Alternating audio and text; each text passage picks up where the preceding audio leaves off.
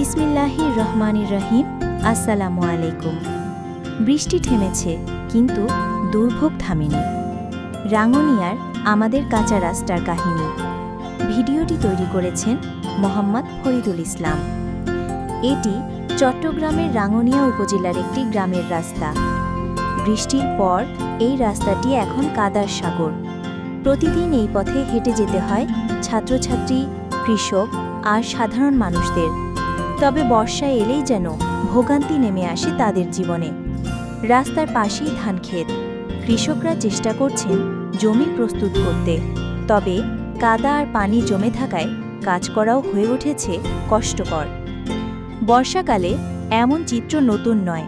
প্রতিবারই এই রাস্তাটি হয়ে যায় অচল। চিকিৎসা নিতে, স্কুলে যেতে কিংবা জরুরি কাজে এই রাস্তা যেন রীতিমতো বাধা হয়ে দাঁড়ায়। স্থানীয়দের দাবি, রাস্তার উন্নয়ন এবং পানি নিষ্কাশনের সঠিক ব্যবস্থা করা হোক। এটাই এখন তাদের একটাই চাওয়া। বৃষ্টি থেমে গেছে, কিন্তু কাদা আর দুর্ভোগ এখনও রয়ে গেছে। এই কি আমাদের গ্রামের বাস্তবতা, নাকি আমাদের দাবি এখনও কাদার নিচেই ডুবে আছে? আপনার এলাকায় কি এমন সমস্যা আছে? কমেন্টে জানান আর শেয়ার করে সবাইকে সচেতন করুন। ভিডিওটি ভালো লেগে থাকলে লাইক, কমেন্ট, শেয়ার করুন। আবার দেখা হবে নতুন কোনো ভিডিওতে।